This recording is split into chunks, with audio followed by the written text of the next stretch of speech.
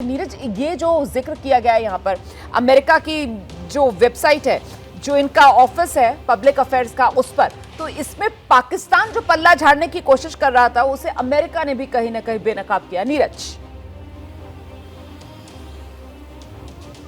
हाँ बिल्कुल रोमाना, ये बहुत ही सोच समझकर जो स्टेटमेंट जारी किया गया है अमेरिका की तरफ से, ये सिर्फ इसीलिए किया गया है क्योंकि पाकिस्तान हमेशा डिसोन करता रहा है अपने इन आतंकियों को और अपनी ही जो आईएसआई जो उसकी जो खुफिया एजेंसी है उनके एजेंट्स के किस तरह के ऑपरेशंस रहते हैं, साजिशें रचती है।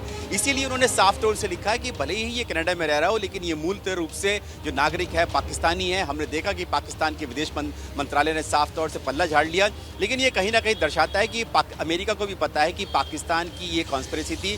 पाकिस्तान की जो सरकार है, पाकिस्तान की खुफिया एजेंसी है, उन्होंने नॉन स्टेट एक्टर्स यानी कि लश्कर तैयबा और हुजी के साथ मिलकर इतनी बड़ी जो हमले की जो साजिश थी वो रची थी भारत पर हमला करने के लिए। और ये सोची समझी साजिश थी कि अमेरिका यानी कि विदेशी नागरिकों को भी मारा जाए ताकि जो है जो संदेश है वो पूरी दुनिया में जाना चाहिए। लेकिन ये उल्टा दाव पड़ गया।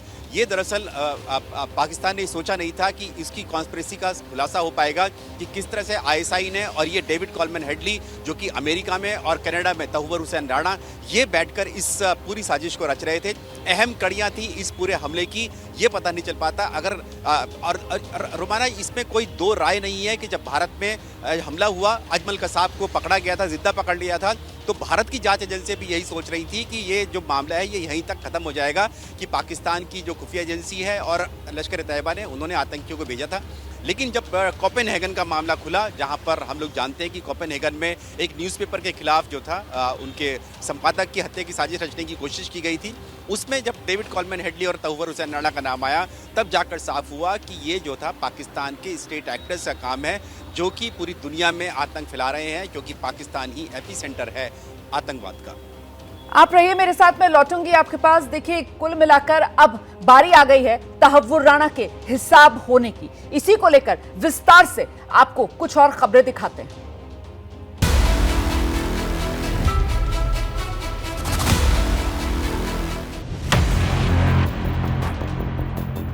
तहव्वुर राणा जो है वो भारत की धरती पर पहुंच चुका है। सूत्रों से जानकारी मिली है उसके मुताबिक उसका जो प्लेन है वो यहां भारत में लैंड कर चुका है।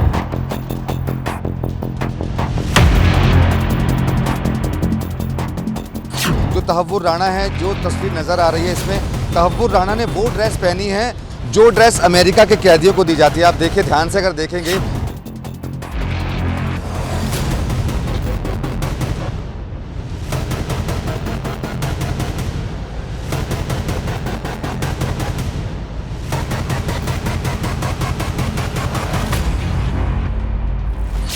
कड़ी सुरक्षा में तहव्वुर राणा को जो है पटियाला हाउस कोर्ट में जो है वो यहाँ पर लेकर के आया।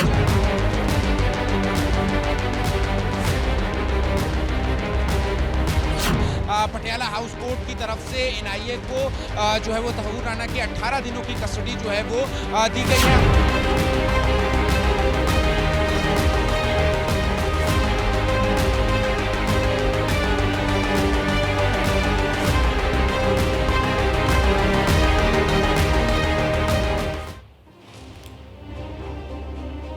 तो तहव्वुर राणा के प्रत्यर्पण की तस्वीरें सामने आ गई हैं। तहव्वुर राणा को यूएस मार्शल्स भारतीय टीम को सौंपते हुए नजर आ रहे हैं। हम वो तस्वीर आपको दिखा देते हैं और साथ ही आपको लेकर चलेंगे। हमारे सहयोगी हमारे साथ लगातार बने हुए हैं और ऐसे में बेहद महत्वपूर्ण हो जाता है ये तस्वीर जब अमेरिकी एजेंसीज के द्वारा साझा की गई है दुनिया भर के सामने, तो उसमें बाकायदा तहव्वुर राणा को लेकर उसकी पाकिस्तानी जो नेशनैलिटी है उस पर भी मोहर लगाई गई है। ये बेहद महत्वपूर्ण पहलू है इस पूरे मामले का। इस पर आगे हम बात करेंगे, लेकिन इस बीच 26/11 मुंबई हमले का मास्टरमाइंड तहव्वुर राणा कोर्ट के आदेश पर 18 दिन की हिरासत में एनआईए की है। वो एनआईए आतंकवादी हमले के पीछे की पूरी साजिश का पता लगाने के लिए उससे पूछताछ करेगी।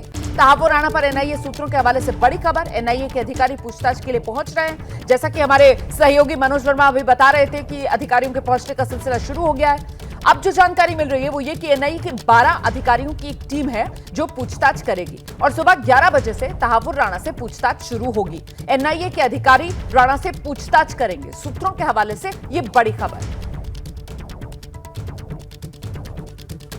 सहयोगी हमारे साथ लगातार बने हुए हैं। अच्छा, ये जो पूछताछ होगी तहव्वुर राणा से। उससे पहले एनआईए अधिकारी मीटिंग करेंगे, जिसके बाद मुंबई हमले के आरोपी तहव्वुर राणा से पूछताछ होगी। जरा मनोज वर्मा को रुख करते हैं। मनोज, डीआईजी जया रॉय जो हैं, उस टीम को लीड कर रही थी, एक तरीके से उस टीम का हिस्सा थी जो प्रत्यर्पण करके लेकर आई है टीम तहव्वुर राणा को अमेरिका से भारत। आज भी मीटिंग के अंदर खुद मौजूद रहेंगी जया रॉय। ऐसे में सवाल ये कि ये टीम जो पूछताछ करेगी, जो सवाल जवाब का सिलसिला करेगी, क्या उस टीम का नेतृत्व भी डीआईजी जया रॉय करेंगी? इसको लेकर कोई जानकारी?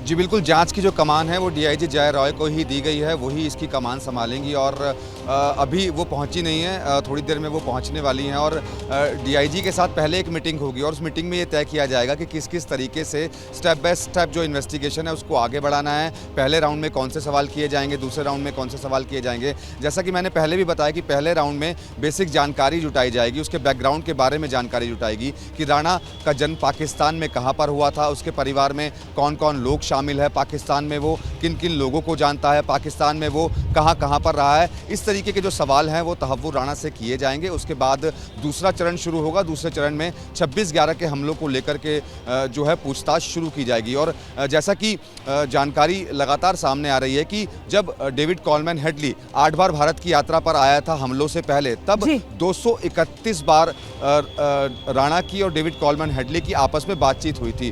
तो जो सिलसिला है वो 26/11 का भी शुरू होगा, लेकिन शुरुआत में बेसिक सवाल बैकग्राउंड के बारे में जानकारी जुटाई जाएगी। और मुझे लगता है जरा जल्दी से नीरज का रुख कर लेते हैं और नीरज से जरा ये समझते हैं। नीरज, कहीं ना कहीं जो पाकिस्तान की तरफ से एक पैतरा कल दिखाने की कोशिश की गई थी कि हमारा तो कोई लेना देना ही नहीं है जी तहव्वुर राणा से, तहव्वुर राणा तो हमारा नागरिक है ही नहीं, वो तो कनाडा का नागरिक है। मुझे लगता है आज अमेरिका की तरफ से ये जिस तरीके से तस्वीर जारी कर बाकायदा मेंशन किया गया है पाकिस्तानी नेशनल, उससे भारत और अमेरिका आतंकवाद के खिलाफ इस लड़ाई में मजबूती से खड़े हुए हैं। ये संदेश साफ पाकिस्तान को दे दिया गया है। नीरज, आप बिल्कुल ठीक कहा आपने रुमाना। हालांकि थोड़ा वक्त लगा अमेरिका को ये समझने में, क्योंकि जब 2008 से पहले का अगर स्थिति की बात करें तो अमेरिका को ऐसा लगता नहीं था। भारत लगातार कहता था कि हम आतंकवाद से ग्रस्त हैं, लेकिन अमेरिका और पश्चिमी देश इसको समझने के लिए तैयार नहीं होते थे। लेकिन ये जब हमला हुआ, जब 26/11 का हमला हुआ, जो कि हमने देख रहे थे कि उससे पहले जो अमेरिका में 9/11 का हमला हुआ था, तब अमेरिका को समझ में आया कि ये जो टेरर जो स्टेट है पाकिस्तान है, क्योंकि उससे पहले तक पाकिस्तान अमेरिका की गोद में ही बैठकर ही सारी ये करतूतें करता था, भारत के खिलाफ करता था। लेकिन तब फिर जाकर समझ में आया अमेरिका को कि दरअसल जो पाकिस्तानी आईएसआई है, खुफिया एजेंसी है, उनकी आर्मी है, उनका सरकार है, उनकी तंत्र जो है वो दरअसल पूरी दुनिया में ही आतंकवाद फैलाने की कोशिश कर रही है। और हमने देखा कि 9/11 के हमले हो, 26/11 के हमले हो, जब अमेरिकी नागरिकों को टारगेट किया गया, विदेशी नागरिकों को टारगेट किया गया, तब जाकर अमेरिका को समझ में आया और अमेरिका ने भारत के साथ हाथ मिलाया कि आतंकवाद के खिलाफ हम जो है मिलकर लड़ाई लड़ेंगे। और उसी का नतीजा है कि आज जब डिपार्टमेंट ऑफ जस्टिस ने अपना जो ये स्टेटमेंट जारी किया है, अमेरिका ने जारी किया है, उसमें साफ तौर से मेंशन कर दिया है कि ये पाकिस्तान नेशनल है, जिसकी वजह से ही जो उनका ये इशारा है रोमाना कि पाकिस्तान का सरकार, पाकिस्तान का जो तंत्र है, सिस्टम है, स्टेट है, वो इस तरह के हमले कराती है जो भारत के खिलाफ कराती रही थी। और इस बार जो है इसीलिए, क्योंकि हमने देखा नहीं है कि बहुत ऐसे केसेस सामने आए हैं जहां पर अमेरिका ने अपने किसी आरोपी को, चाहे उसको दोषी ही ठहरा दिया गया हो कोर्ट से, उसको किसी दूसरे देश को प्रत्यार्पण किया हो। खासतौर से जो नॉन वेस्टर्न कंट्रीज हैं, नॉन यूरोपियन कंट्रीज हैं, ये बहुत कम देखने को आया है। और इसीलिए क्योंकि अब अमेरिका भी समझ गया है कि भारत जो है एक ट्रस्टेड पार्टनर है अमेरिका का आतंकवाद के खिलाफ लड़ाई में, और पाकिस्तान को अगर नेल करना है तो ये जो शख्स है जिसने पूरी साजिश रची थी, जंग लड़ना चाहता था, भारत के खिलाफ लड़ना चाहता था, उसको भारत को प्रत्यार्पण किया जाए। और भारत में आकर जब उससे पूछताछ करेंगी, एनआईए करेगी, तो वो सारे राज उगलेगा कि किस तरह से वो पाकिस्तान आर्मी में था, 10 साल बाद उसने छोड़ दी नौकरी, क्या छोड़ने के पीछे आईएसआई की ही मंशा थी कि आप छोड़कर चले जाएं और बाद में आपको स्लीपिंग एजेंट की तरह हम कनाडा में इस्तेमाल करें, और जब जरूरत हो इस तरह के बड़े हमले के लिए, 26/11 के आतंकी हमले के लिए, हम आपको एक्टिवेट कर दें और फिर आप फिर साइलेंटली चले जाएं। ये हुआ नहीं। कोपेनहेगन के लिए फिर टारगेट करना शुरू कर दिया, जिसके चलते तहव्वुर हुसैन राणा और डेविड कॉलमैन हेडली दोनों ही रडार पर आ गए अमेरिकी एजेंसी के। और बिल्कुल, और तभी तो अमेरिका में गिरफ्तार किए।